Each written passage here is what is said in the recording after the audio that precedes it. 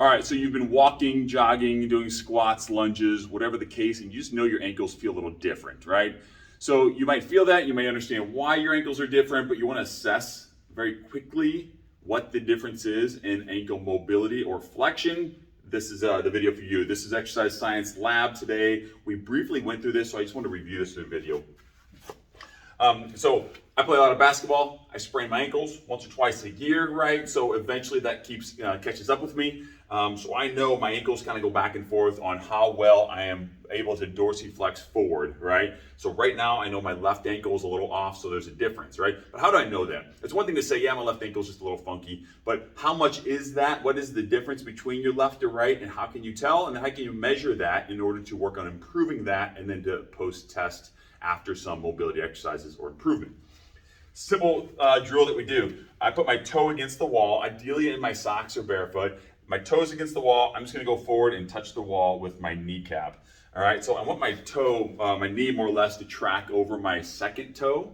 All right, now you can work on some mobility and go over your big toe, your pinky toe, but work on kind of that correct tracking over that center or that middle toe. So what I do with my right ankle first, I touch the floor, I'm good. I'm going to scoop my foot back about an inch, go forward again, no problem, scoop back again, good. And I'm going to keep going back until I hit a range where okay, so right here, I can't quite hit the wall without a little impingement, a little stretch of my heel, impingement in my ankle, and my heel has to come up off the floor in order to get the wall. So I'm going to come forward a little bit and think, okay, that's about as far as I can go. Now, I'm actually ironically using a gonionomer. This is a gonionomer measures angles, joint angles, right? So if you've gone to physical therapy, you're working on maybe ACL rehab, joint replacement rehab, things like that. A physical therapist will use this in order to measure exactly how many degrees of motion you might get. We're talking about dorsiflexion range of motion, right?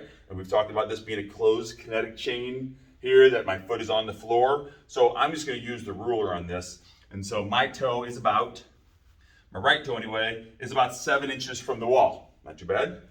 All right, my left ankle is the one that's been a little cranky lately, all right?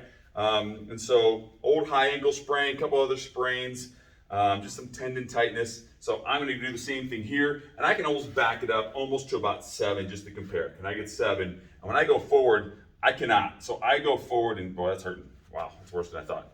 I did not do this recently. So check it out.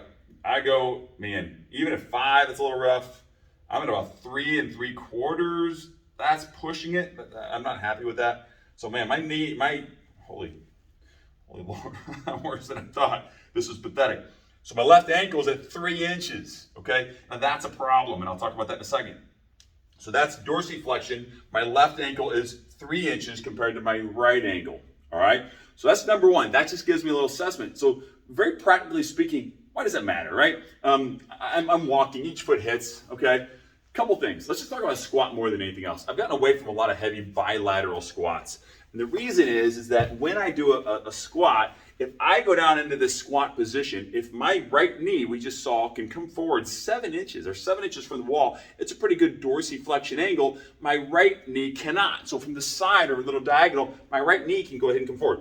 Because my left knee cannot come forward due to my ankle, it shifts my entire back. See how my spine and back kind of shifts backwards? So because my knees are not in line, if my left ankle cannot dorsiflex that far, right? And I knew this was an issue. I didn't quite know there was a 4-inch difference in balance. So that shifts my knee back, which then shifts the way I'm using my ankle, my calf muscles, my SI joint, my pelvis. Everything moves in the transverse plane, right? That's the rotational plane, all right? And so that's gonna rotate. Now, if I load that and stand up, all right, I'm kind of in this wonky, rotated position because of that, all right? So that's a problem, and that's why we got into this in our joint-by-joint lab, where we talk about the necessity for having mobile joints more or less in every other joint throughout the body. So your ankle should be mobile. I just proved that my left ankle is much worse than my right. Your hips should be mobile. Your thoracic spine should be mobile. And then conversely, your knee should be more stable. Your lower lumbar, your pelvis, your lumbo-pelvic, your lumbar spine, your core area, that should be relatively more stable. And so we have every other pattern. All right. Secondly, then, the other thing to know is, why is your ankle then tight, right? So that's the other thing. We'll say, okay, that's great. Damn, I'm good. That's the difference between the two. What do I do? Well, the two primary things we talk about at this level anyway, and things you can think about, is either you have what we call passive insufficiency or just tightness, right? And so if I go forward, if I can't do that, it's either going to be some sort of tightness, shortening, or tension. When we use the word tight, we don't mean just like the tendons are short or the muscles are short. We mean that there's something restricting the muscles that would allow that to happen. So my calf muscles, and I got 2 or 3 calf muscles, my gastrocnemius, my soleus is below that, my posterior tibialis is below that. These muscles make up the bulk of my calf, that if those muscles, tendons are tight, that's going to be an issue, okay? Now again, they might be shortened. The nervous system for some reason might just be telling them to stay tensed, to stay contracted, to stay spastic. That's why like a trigger point might be in there, something like that. Your body might be protecting those muscles, or they might just be statically, or they might just be shortened because you're wearing heels a lot, something like that. So number one is the tightness back there. Number two is what we call your arthrokinematics, and that's what's going on inside of your joint. So your tibia bone sits on top of your talus, and that sits on top of your heel bone, your calcaneus. So those 3 bones together, and then along with your fibula. So your shin has 2 bones, your tibia and fibula. They sit on top of your talus. That sits on top of your calcaneus. That's kind of the bulk of your ankle joint.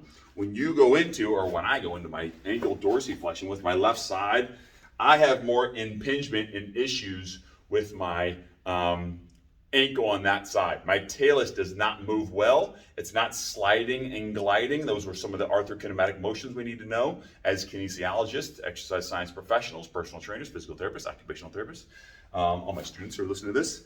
And so that talus is not sliding and gliding well, right? So that's not maybe sliding posteriorly. It's getting in the way. My tibia is just coming down and crushing down on that talus.